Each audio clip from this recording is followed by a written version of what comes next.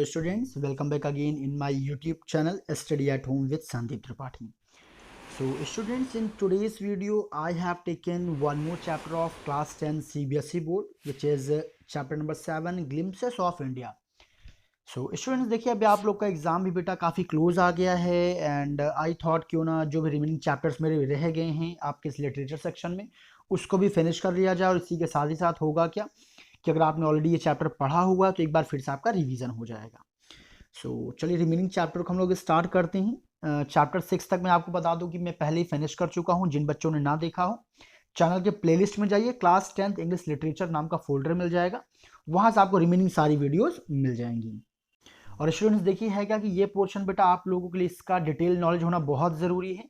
तो इसी बन चलिए आप लोग वीडियो को बिल्कुल भी स्किप नहीं करिएगा, आराम से बैठिए, ईयरफोन लगाइए और पूरे वीडियो को अच्छे से सुनिए, जिससे कि आपके लिए एग्जाम की बढ़िया से प्रिपरेशन हो जाए।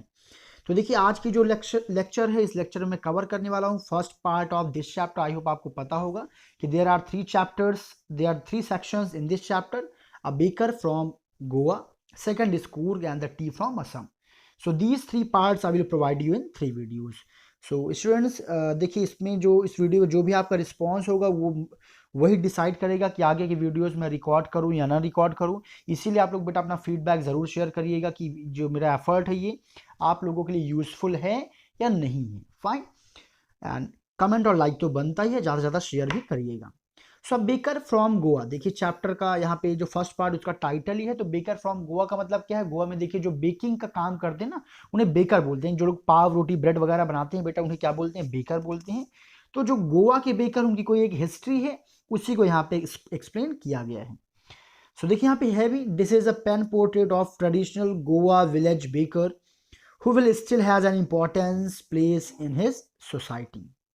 So with this let's start the first paragraph. So देखिए यहाँ पे जो राइटर हैं वो पहले क्या रहे हैं, स्टार्ट करें बेसिकली एक बेसिक एंट्री के साथ ये बता रहे हैं कि our elders are often heard reminiscing नॉस्टैल्जिकली।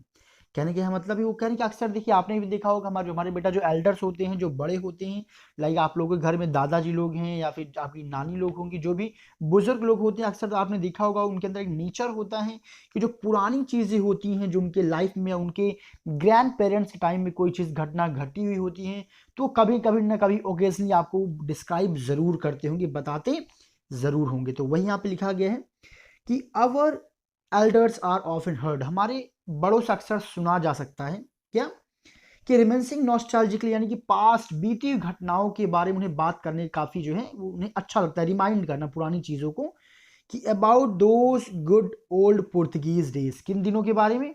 उन पुर्तगीज दिनों के बारे में आपने हमारे पूर्वजों से उन बीते दिनों के बारे में ज़रूर सुना होगा। The Portuguese and their famous loaves of bread, वो पुर्तगीज लोग और उनके जो famous loaves of bread loaves of bread, यहाँ पे बेटा क्या है? लोव्स ऑफ ब्रेड मतलब जो ब्रेड के जो पीसेस होते हैं उनकी बात यहाँ पे की जा रही है, कि आई होप आपने सुना होगा।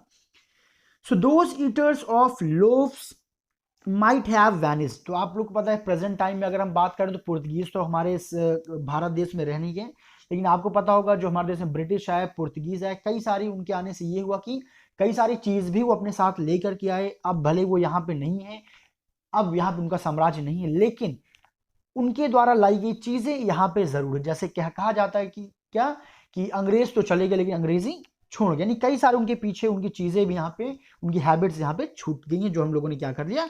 अडॉप्ट कर लिया। So vanished but makers are still there, यानी कि वो वैनिस, देखिए यहाँ पे क्या कहा गया? दोज ईटर्स ऑफ लोव्स, जो लोव्स के जो ईटर्स है, खाने वाले थे, माइट हैव वैनिस, शायद समाप्त हो गए, खत्म हो गए, यानी कि अब नहीं रहे, but the makers are still there, लेकिन हाँ उनको बनाने वाले लोव्स, यानी ब्रेड के लोव्स को बनाने वाले अभी भी वहां पर हैं। We still have amongst us the mixtures, वो कहते हैं हमारे बीच में अभी भी वो जो चीज़ें हैं, जैसे मिक्सचर जिसमें कि शायद जो लोव्स बनाने का जो आटा होता है वो गूंथा जाता है, जो मिक्सर होता है उसकी बात की जा रही है, ठीक है? तो मिक्सर अभी भी हमारे पास हैं। एंड द मोल्डर्स, वो मोल्डर जिसमें उसको यानी कि लाइक ग्राइंड किया जाता है। And those who bake the loaves, और वो लोग भी हमारे बीच में हैं कहीं न कहीं जो लोग लोव्स को बेक किया करते थे, पकाया करते थे। Those age old time tested furnaces still exist. यहाँ पे राइटर कह रहे हैं कि वो जो पुराने समय की जो फर्नेस, जो भट्टियां हुआ करती थी जिसमें लोव्स को बनाया जाता था, वो अभी भी हमारे देश में है। The fire in the furnaces, और उनकी भट्टियों में जो आग है, has not yet been extinguished. वो जो आग है अभी भी एक्सटिंग्विश यानी कि बुझी नहीं है। देखिए यहाँ बेटा कहने का ये मतलब है कि वो कल्चर अभी खत्म नहीं हुआ। ठीक है, यहाँ पे आग तो सिंपल सी बात है, उस समय की जो आग रही होगी वो एक्सटिंग्विश हो गई है। बट एक्सटिंग्विश किस चीज की यहाँ पे सेंस से मतलब लिया जा रहा है कि वो जो तरीका था, वो कल्चर था, वो भी खत्म नहीं हुआ है, वो अभी भी चल रहा है। नाउ नेक्स्ट पेज, द थर्ड एंड द जिंगल। ये थर्ड और जिंगल यहाँ पे क्या है, तो ये थर्ड एंड जिंगल साउंड है। जब किसी टोकरी को आप बेसिकली जमीन पर रखते हैं तो जो एक साउंड निकलता है उसी को यहाँ पे रिप्रेजेंट कर रहा है ये दोनों वर्ड, द थर्ड एंड जिंगल ऑफ। तो चलते हैं नेक्स्ट पेज पे और स्टोरी को कंटिन्यू करते हैं।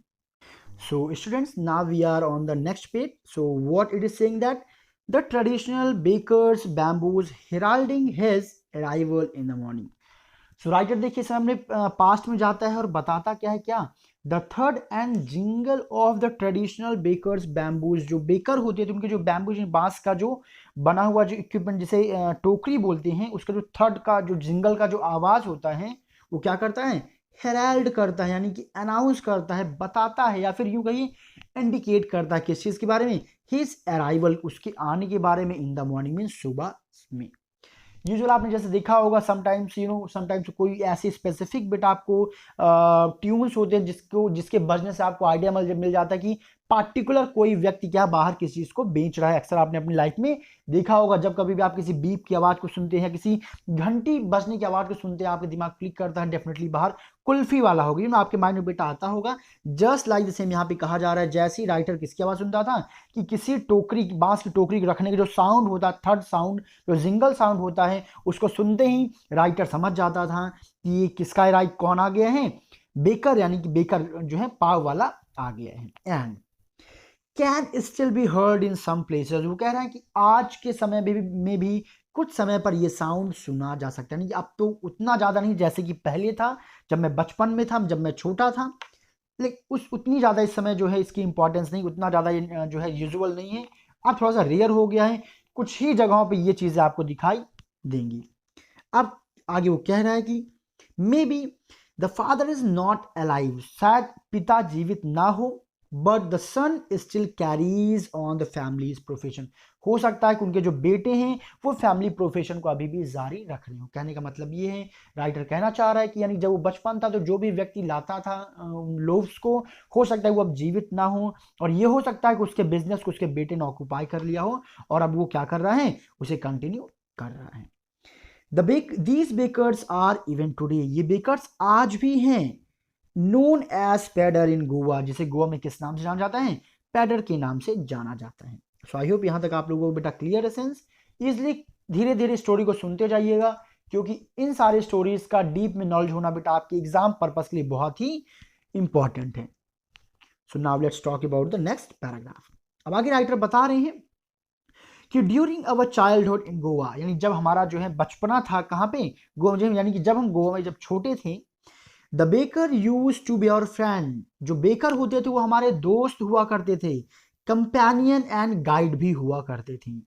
ही used to come at least twice a day. क्यों, और आगे वो बताते हैं कि जो बेकर, ये एक इंपॉर्टेंट हिस्सा चल रहा है आपके एग्जाम पर्पज से, इसे अच्छे से याद करिएगा कि जो बेकर से, he used to come at least twice a day, यानी कि बेकर्स कम से कम दिन में 2 बार जो है हमारे रास्ते से होकर के गुजरा करते थे। वंस, पहली बार कब गुजरते थे, when he set out in the morning on selling round, पहली बार तो वो तब गुजरते थे जब वो सुबह के राउंड में अपनी चीजों को बेचने के लिए निकलते थे। एंड देन अगेन, और दोबारा कब आते थे, when he returned, जब वो वापस आते थे, after emptying his huge basket, अपने उस बड़े से बास्केट को खाली करने के बाद जब वो वापस आया करते थे, तब जो है वो उनका सेकंड राउंड होता था। यानी कि यहाँ पे ध्यान रखिएगा, तो 2 राउंड का, पहली बार तो जब वो बेचने के लिए निकलते थे, और दूसरी बार जब वो बेच करके वापस आते थे, तो ये 2 राउंड हुआ करते थे जब वो उनके रास्ते से बेकर्स गुजरा करते थे। Now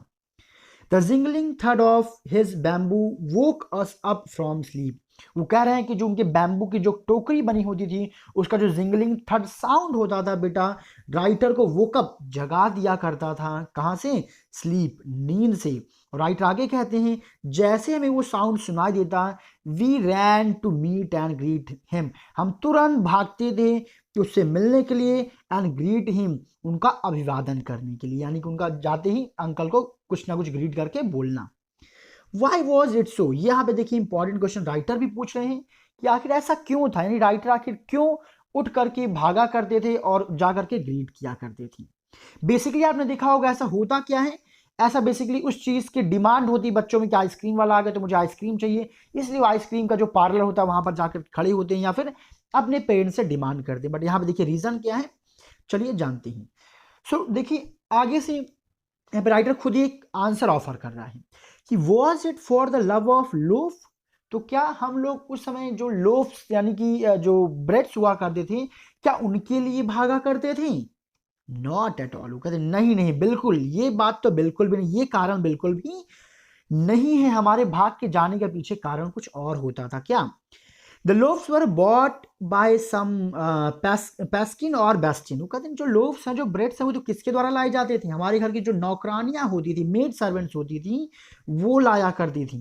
the made servants of the house, यानी ये काम तो उनका होता था। तो आखिर राइटर क्यों वहां पर भाग करके जाता था? तो वो कह रहे हैं कि वॉट वी लॉन्च्ड फॉर, जो हमारी जो ख्वाहिश हुआ करती थी कि क्या, कि were those bread bangles which we choose carefully, हम लोग केवल वो ब्रेड बैंगल्स जो सर्कल्स होते हैं उनको ढूंढने के लिए केवल हम वहां पे जाते थे कि हम उनको बहुत सावधानी से चूज करें कि मुझे कौन सा पसंद, मुझे कौन सा पसंद है। जो ब्रेड बैंगल्स के फॉर्म में जो लोव्स आते हैं उनकी बात हो रही, ठीक है। यानी उन चीजों को सर्च करने के लिए केवल क्यूरियोसिटी राइटर में होती थी, मैं जाऊंगा और अपने मन से जिस तरह के लोव्स के जो क्या होते हैं लाइक बैंगल्स होते हैं उनको ढूंढने के लिए मैं वहां पर जाऊंगा। Sometimes it was sweet bread of special make, और आगे वो बताते क्या कभी कभी तो क्या होता था, वो जो ब्रेड लेकर के आते थे कुछ स्पेशल स्टैंडर्ड तरीके से बनाए जाते थे और वो मीठे वाले ब्रेड हुआ करते थे, जिनको हम ढूंढने के लिए उनके बकेट में झांकते थे, देखते थे, उनको सर्च करते थे। सो आई होप स्टूडेंट्स यहाँ तक बेटा आप लोगों को कहानी समझ में आ गई होगी, एंड आई होप आप लोगों ने वीडियो को लाइक भी कर दिया होगा, और प्लीज ज्यादा से ज्यादा इसे शेयर करिए जिससे जितने भी बच्चों को इस अपकमिंग बोर्ड एग्जाम देना है सारे बच्चे इस डिटेल्ड वीडियो को एक बार फिर से देख सकें, उनके मन में जो भी डाउट्स रह गए हों वो सारे डाउट्स क्लियर हो जाएं। और जो भी नए बच्चे हैं वो चैनल को सब्सक्राइब भी कर लें और नोटिफिकेशन बेल को ऑन कर लें, जिससे कि जो भी कंटेंट्स मैं आपको प्रोवाइड करूं वो ऑन द सेम टाइम उसकी नोटिफिकेशन आपको मालूम चल जाए। So let's start now the next passage. It is saying that the baker made his musical entry on the scene with the young, तो यहाँ पे क्या कह रहे हैं, जो बेकर होता था मेड हिज म्यूजिकल एंट्री, बहुत ही म्यूजिकल एंट्री हुआ करती थी ऑन द सीन विद जंग, जो यहाँ जंग की बात हो रही है, जंग के साउंड के साथ, जब वो अपनी टोकरी को रखता था जो साउंड निकलता था उसके साउंड के साथ उसकी एंट्री हुआ करती थी। एंड जंग sound of his specially made bamboo stuff, और देखिए यहाँ पे बताया जा रहा है कि एक्चुअली जंग एक साउंड बनाया था, जैसे कि आपने बेसिकली देखा होगा कि जो कुल्फी वाले होते हैं वो क्या करते हैं बेल्स को बजाते हैं, या फिर आइसक्रीम वालों को देखा होगा एक बीप साउंड बजाते हैं ना, एक रबर ट्यूब होती है जिसको प्रेस करके वो क्या करते हैं एक साउंड भूपू का क्रिएट किया करते हैं। तो वैसे वहाँ पे कोई इक्विपमेंट था जो किसका बना हुआ होता था, बैम्बू स्टफ का बना हुआ होता था, उसको वो यूज करते थे साउंड क्रिएट करने के लिए एज आइडेंटिफिकेशन की वो वहां पे आ गई है। Now one hand supported the basket on his head, अब उसका पूरा पोस्टर बता रहे हैं कि वो कैसा दिखता था, कि उसका एक हाथ किसमें बिजी होता था, उसके सिर पे जो टोकरी होती थी, बास्केट होती थी लोव्स की, उसको सपोर्ट करता था, and other bang the bamboo on the ground, और दूसरे से वो बैम्बू का एक मतलब बेस बना हुआ होता था, लंबा से सपोर्ट टाइप में आप कहिए होता था, उसको वो लिए रहता था और उसको धड़ाक से वो क्या करता जमीन पर रख देता था और फिर अपनी टोकरी को सिंपली उठा करके उसके ऊपर रखा करता था। Now he would greet the lady of the house with good morning, इसके बाद देखिए क्या होता है, वो बता रहे हैं कि जैसे किसी घर के सामने रुकता कोई लेडी वहां पर अपनी लोव्स को लेने के लिए आती थी तो तुरंत वो उनको क्या ग्रीट करता, गुड मॉर्निंग कह करके अभिवादन करता था। Then place the basket on the vertical bamboo, तो बैम्बू का जो वो एक इंस्ट्रूमेंट लिया रहता है एज ए स्टैंड के फॉर्म में उस वर्टिकल बैम्बू पे अपना वो बास्केट रखता है। अब आगे राइटर बताते हैं कि वी किड्स, हम जो बच्चे होते थे would be pushed aside with mild rebuke, यानी कि जैसे ही वो बैम्बू रखता जो है पे अपना टोकरी रखता था बेकर, तो बच्चे चारों ओर से क्या करते हैं, उसको घेर लिया करते थे। तो सिंपली ऐसा हुआ करता था कि जो बड़े होते हैं वो अक्सर डांट करके भगा दिया करते थे। तो राइटर देखिए वही बता रहा है कि हम बच्चों क्या होता था, वुड बी पुश्ड असाइड, हमें हल्का सा धक्का दे करके किनारे कर दिया जाता था, विथ अ माइल्ड रिब्यूक, एक हल्के से डांट के साथ, and the loaves would be delivered to the servant, और जो लोव्स होते थे वो किसको दे दिया जाता था, सर्वेंट्स, नौकरों को दे दिया जाता था। बट राइटर भी कह रहे हैं हमें भी जितना बचपन में ऐसा डेफिनेटली देखिए सबके साथ होता है, वो कहते क्या है, we would not give up, यानी जब हमको साइड में हमारे पेरेंट्स या गार्जियन से बड़े साइड कर देते थे हल्का सा डांट करके, तो हम हार नहीं मानते थे, क्योंकि हमारी क्यूरियोसिटी किसमें होती थी, उन ब्रेड बैंगल्स को देखने में, उनको बहुत मजा आता था उनको चूज करने में। तो वो क्या कहते हैं कि we would climb a bench, इसके लिए हम लोग क्या करते हैं, किसी एक बेंच पर खड़े हो जाते थे, और द पैरापेट, या किसी पैरापेट पे, या फिर and peep into the basket, यानी किसी दीवार की बालकनी पर हम लोग खड़े हो जाते थे, और क्या करते थे, वहां से हम लोग झांका करते थे। यानी कि राइटर किसी भी हाल में हार नहीं मानते थे, पूरी कोशिश करते थे कि बास्केट के अंदर वो देखने के लिए। खैर आगे वो कहते हैं, I can still recall the typical fragrance of those loaves, वो कहते मुझे अभी भी याद है, मुझे अभी भी याद आ रहा है वो बहुत ही जो स्पेशल सी फ्रेग्रेंस जो स्मेल होती थी, उन लोव्स की स्मेल मुझे अभी भी याद है। Loaves for the elders, loaves के लिए जो एल्डर्स होते थे, बड़े होते थे, उनके लिए भले ही वो लोव्स होते थे, and the bangles for the childrens, हम बच्चों के लिए वो क्या होते थे, बैंगल्स होते थे, उसमें जो लेयर्स होती थी हम उसको निकालते थे और हमें बहुत ही मजा आया करता था। Then we did not even care to brush our teeth, देखिए यहाँ आगे मजेदार वो बात बताते हैं, जैसे अगर हमें क्या मिल जाते थे, ब्रेड बैंगल्स मिल जाते थे, देन हम इस बात की भी परवाह नहीं करते थे कि हमने अपने दांतों में ब्रश किया है कि नहीं, यानी कि हमने ब्रश किया कि नहीं, और या फिर वॉश अवर माउथ्स, हमने अपने मुंह को भी धुला है कि नहीं, प्रॉपरली मीन्स ठीक से, हमें इसका कोई भी पता नहीं रहता, कोई भी केयरिंग नहीं रहती थी। एंड एक आगे वो बहुत अच्छा लाइन लिखते हैं, व्हाई शुड वी, अगर हमको इसकी परवाह होती भी क्यों, क्यों, क्योंकि who would take the trouble of plucking the mango leaves, की कौन बेवजह की परेशानी लेगा मैंगो लीव्स को प्लक करने में, तोड़ने में, फॉर द टूथब्रश के लिए, यानी उनके समय में आप आज के टाइम जैसा कोई ब्रश नहीं था कि आपने सीधा पेस्ट लिया और सीधा ब्रश कर लिया, तो उस समय राइटर क्या होता था, मैंगो लीफ को तोड़ना पड़ता था और उससे उनको ब्रश करना पड़ता था। तो कहते कौन बेवजह की एक आफत मोल ले, and why it was necessary at all, आगे वो एक और अच्छा सा कमेंट कहते हैं, भाई आखिर इसकी आवश्यकता ही क्यों थी, क्यों, क्योंकि the tiger never brushed his teeth, एक बहुत अच्छा पॉजिटिव कमेंट वो करते हैं कि आखिर टाइगर्स को ब्रश करने की जरूरत ही क्यों है, यानी कि उस समय वो अपने आप को एज अ टाइगर प्रेजेंट करते हैं और कहते हैं कि जो टाइगर होते हैं वो कभी अपने दांतों पर ब्रश नहीं करते हैं। And hot T could wash and clean up everything so nicely, और वो कहते हैं कि जो हॉट टी, जो गरम गरम चाय होगी, वो अच्छे से क्या कर देगी, वॉश कर देगी और क्लीन कर देगी सभी चीज़ों को बहुत ही अच्छी तरीके से, after all. So with this explanation of this page has been finished, and students I hope after finishing this video आप लोग जरूर इसे अपने क्लास ग्रुप में क्लासमेट्स को, फ्रेंड्स को जरूर शेयर करेंगे और उनको बोलेंगे डेफिनेटली इस वीडियो को देखें एक बार, जिससे कि अगर कोई भी डाउट्स कहीं रह गए हैं तो 15-20 मिनट के लेक्चर में क्लास में उनके इस चैप्टर के सारे डाउट्स क्लियर हो जाने हैं। एंड डे बाय डे मैं कोशिश करूंगा कि आप लोगों को मैं ऐसे कंटेंट प्रोवाइड करता रहूं, बट ये डिपेंड करेगा कि आप कितना इंटरेस्ट इसमें शो कर रहे हैं। तो अपने फीडबैक्स, लाइक्स, कमेंट्स जरूर शेयर करिएगा। So let's open the next page now. So बच्चा party, now I am on the next page and let's start hence the next। देखिए अब आगे लोव्स की उस समय क्या इंपॉर्टेंस थी जब राइटर जो है छोटे बच्चे थे, तो वो इस पैराग्राफ में बताया जा रहा है कि इंपॉर्टेंट ये हिस्सा है आपके एग्जाम पर्पज से लेकर के, क्योंकि अक्सर इस चैप्टर में बच्चों को कंफ्यूजन हुआ करता है। सो यहाँ पे कह रहे हैं कि मैरिज गिफ्ट्स आर मीनिंगलेस, जो अगर मैरिज में कोई भी गिफ्ट का कोई मतलब नहीं होता था, without the sweet bread known as the ball, यानी एक स्वीट ब्रेड होता था जिसको किस नाम से बुलाया जाता था, बॉल, यानी कि एक ब्रेड जिसका स्वाद मीठा होता है उसको किस नाम से बोलते थे, बॉल। अगर कोई गिफ्ट आपको इसमें शादी में दिया जाता और अगर उस गिफ्ट के साथ में अगर आपको स्वीट ब्रेड बॉल को ना दिया जाता था तो वो गिफ्ट बिल्कुल किसी मतलब का नहीं माना जाता था। बस वैसे ही समझिए जैसे अगर आज के टाइम पे आप किसी पार्टी में ना जाएं और अगर आपको मटर पनीर की सब्जी ना मिले वहां पे, तो आपको लगे कि यार ये पार्टी का तो कोई मतलब ही नहीं है यार, वहां पे कुछ था ही नहीं, भले आप कितने डिलीशियस चीजें और क्यों ना दे दी जाए। बेसिकली एक कॉमन सेंस लोगों का ये कॉमन टॉक होता है।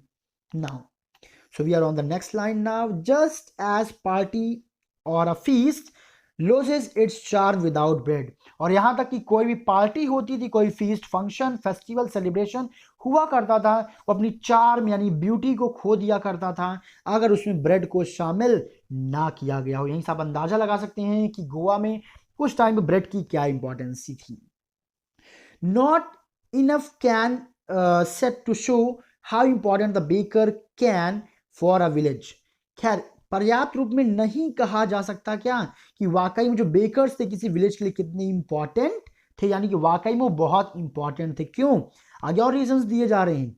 The lady of the house, जो घर की लेडीज होती थी, मस्ट प्रिपेयर सैंडविचेस, वो जरूर सैंडविच बनाती थी on the occasion of her daughter's engagement, यानी अगर किसी के घर में किसी की बेटी के एंगेजमेंट है तो उसे सैंडविचेस, लोव्स की सैंडविचेस जरूर ही बनाना पड़ता था। जैसे अगर आपकी यहाँ अगर फेस्टिवल हो रहा है होली का, तो डेफिनेटली आपको वो ना होली से रिलेटेड सारे डिशेस आपको बनाने पड़ते हैं, ये समझिए, यानी कि वो बहुत ही इंपॉर्टेंट पार्ट बन चुका था। Cakes and bolinas are must for Christmas as well as other festival. जैसे केक्स हो गए, बोलनास एक प्रकार का बिस्किट होता है बेटा, बहुत ज़रूरी होते हैं किसके लिए, किसी क्रिसमस फेस्टिवल्स के लिए एंड अदर फेस्टिवल के लिए। दस उसी प्रकार से the presence of the baker furnace, यानी बेकर फर्नेस यानी बेकर्स की भट्टियों का जो उपस्थिति है इन द विलेजेस, गाँव में, इज एब्सोल्युटली एसेंशियल। उसी प्रकार से बेकर्स की भट्टियां भी क्या की थी, बहुत ज़रूरी थी गाँव में होना, क्योंकि जो बेकिंग का वर्क था वो बहुत ही इंपॉर्टेंट पार्ट हो चुका था गोवा की लाइफ, कॉमन लाइफ के लिए। Next passage here, the baker और bread seller of those days had peculiar dress known as kabai. ये बहुत इंपॉर्टेंट लाइन, इसको बेटा अच्छे से आप लोग जो है रिमाइंड कर लीजिएगा, क्योंकि यूजुअल कई बार एग्जाम में पूछा जाता है। द बेकर और ब्रेड सेलर, वहाँ के जो बेकर होते थे या यूं कहीं जो ब्रेड सेलर, ब्रेड को बेचने वाले होते थे, दोज डेज उन दिनों में, हैड अ पेक्यूलियर ड्रेस, उनका एक बहुत ही अजीबोगरीब ड्रेस हुआ करता था जो कि नोन एज कबाई, जिसको किस नाम से जाना जाता था, कबाई के नाम से जाना जाता था। It was a single piece of long frock reaching down to the knees. ये कैसा एक कपड़ा हुआ करता था कि सिंगल फ्रॉक हुआ करता था जो कहां तक पहुंचता था, piece reaching down the knees, जो घुटनों के नीचे तक पहुंचा करता था। इसकी जो लेंथ होती थी घुटनों के नीचे तक हुआ करती थी। इन अवर चाइल्डहुड, हमारे बचपन में, वी सॉ बेकर्स, हम बेकर्स को देखते थे, वियरिंग अ शर्ट, एक शर्ट पहने हुए, एंड ट्राउजर्स, ट्राउजर्स पहने हुए, with a shorter than full length, जो कि फुल लेंथ यानी फुल पैंट से थोड़ी सी छोटी, और लॉन्गर देन हाफ पैंट, और हाफ पैंट से थोड़ी सी बड़ी, यूं कि जैसा आप लोग कैफ्री होता है जो कि आपके घुटनों के नीचे होता है बट फुल पैंट भी नहीं होता है, तो उस टाइप का वो पैंट पहना करते थे। इवन टुडे, यहां तक कि आज भी, anyone who wears half pant which reaches just below the knees, यहां तक कि अगर अभी भी कोई कोई एक ऐसी पैंट पहन ले जो उसके घुटनों के नीचे तक पहुंच जाए, इनवाइट्स अ कमेंट, वो एक कमेंट को निमंत्रण दे देता है, यानी कि लोग उसके ऊपर कमेंट कर देते हैं क्या, that he is dress like pader, कि उसने किस तरह के कपड़े पहने हुए हैं, पेडर की तरीके कपड़े पहने हुए हैं। Fine, now here's the last passage, the baker usually collect his bills at the end of the month. आगे वो कहते हैं कि जो बेकर, जैसे आप यहाँ देखिए मिल्क वाला होता है, बेसिकली आपको मिल्क वो डिलीवर कर जाता है और मंथ एंड पे आकर के अपना हिसाब किया करता था। इसका मतलब ये क्या हुआ कि आप रेगुलर मिल्क लेते हैं, इस वजह से उसका हिसाब आप मंथली करते हैं ना, तो क्योंकि मिल्क आपकी भाई घर का फैमिली का एक इंपॉर्टेंट पार्ट बन चुका है। तो देखिए उसमें गोवा में भी कुछ ऐसा ही सीन था। The baker usually collected his bills at the end of the month. Bakers जो किसी भी घर फैमिली से अपना जो बिल होता था मंथ एंड पे कलेक्ट करते थे, and monthly accounts used to be recorded on some wall in pencil. ये देखिए इंपॉर्टेंट हिस्सा है, इस बार एमसीक्यू उसमें बेटा आपको ऐसे क्वेश्चन मिल सकते हैं। और जो मंथली जो अकाउंट होता था, जो डिटेल, जैसे आजकल आप लोग बेसिकली किसी कैलेंडर में किसी पेन कॉपी पे अपने मिल्क वाले का हिसाब लिखते हैं ना, तो वैसे वो लोग हिसाब तो रिकॉर्ड करते थे बट कहाँ पे करते थे, सम वॉल्स, किसी दीवार पे पेंसिल से लिख दिया करते थे कि इनके यहाँ इस तारीख से क्या हुआ भाई, लोव्स डिलीवर होना स्टार्ट हुआ। आई होप आप समझ गए होंगे। तो किसी दीवार पे वो लोग क्या करते थे, अपने रिकॉर्ड को मेंटेन किया करते थे। And baking was indeed a profitable profession in the old age. और जो बेकिंग का जो बिजनेस था वाकई बहुत ही प्रॉफिट वाला बिजनेस हुआ करता था पुराने दिनों में। यहाँ आगे बेटा एक आपको इंपॉर्टेंट क्वेश्चन मिलेगा, क्वेश्चन बन सकता है आपके एग्जाम में। आप कैसे कह सकते हैं कि एक इंपॉर्टेंट एक बहुत ही प्रॉफिटेबल प्रोफेशन था या प्रॉफिटेबल बिजनेस था? आप यहाँ पे आंसर लिखें, क्यों? क्योंकि इन उन दिनों on those days the baker and his family never starve, क्योंकि उन दिनों जो बेकर है उनके परिवार वाले कभी भूखों नहीं मरते थे। He and his family and his servants always looked happy and prosperous। वो चाहे बेकर बनाने वाले हों, चाहे उनका परिवार हो, चाहे उनके यहाँ तक नौकर हों, सब लोग बहुत ही खुश और प्रॉस्परस समृद्धशाली दिखाई देती थी। And their plump physics was an open testimony of this. उनका जो प्लम्प यानी कि बड़ा सा जो उनका पेट निकला हुआ था, ठीक है, एक टमी जो था, वो निकला हुआ टमी इसका क्या था? एक बिल्कुल सीधा सा सबूत था उनके यानी कि प्रॉस्परस होने की, यानी कि वो कभी भूखे नहीं मरते, उनका टमी बिल्कुल फुल रहता है, उन्हें भूख नहीं रहना पड़ता। इसका मतलब ये कुछ अच्छा पैसा कमा लेते हैं। Even today any person with jackfruit like physical appearance is easily compare to a baker. और आगे राइटर कमेंट करते हुए कहते हैं कि यहाँ तक कि अगर आज के टाइम पे किसी का पेट कैसा हो जाए, जैक फ्रूट जैसा हो जाए, ठीक है, यानी कि बड़ा सा एक टमी बाहर निकल आ जाए, उसका कुछ ऐसा फिजिकल अपीयरेंस अगर हो जाता है, तो आज भी उसका कंपैरिजन किससे कर दिया जाता है? बेकर से कर दिया जाता है। तो क्वेश्चन देखिए यहाँ पे दो जगहों पे लोगों का कंपैरिजन पेडर से या बेकर से कर दिया जाता है। कब? या तो क्या कर रहे हैं वो उनके ड्रेस कोड को फॉलो कर लें, या फिर उनका जो टमी है वो कैसा हो जाए? जैक फ्रूट जैसा हो जाए, तो उनका कंपैरिजन बेकर से कर लिया जाता है। ये तो इंपॉर्टेंट क्वेश्चंस आपके बन सकते हैं एमसीक्यूज में। So with this students, explanation on this first part has been finished. I hope कि आप लोगों को समझ में आया होगा, and there is no doubt after all. But yes, if there is doubt, drop your confusion, comments and feedbacks in comment section beta. I will try to provide solution in upcoming video. So don't forget to like, subscribe and share. And again I will repeat beta ki my another video will depend on the feedback, on the response of this video. So everyone try to spread this video as much as you all can, and don't forget to hit like button. And if you are a new viewer, new student in my channel, then press subscribe button and switch on the notification bell as well. So see you soon with the next video.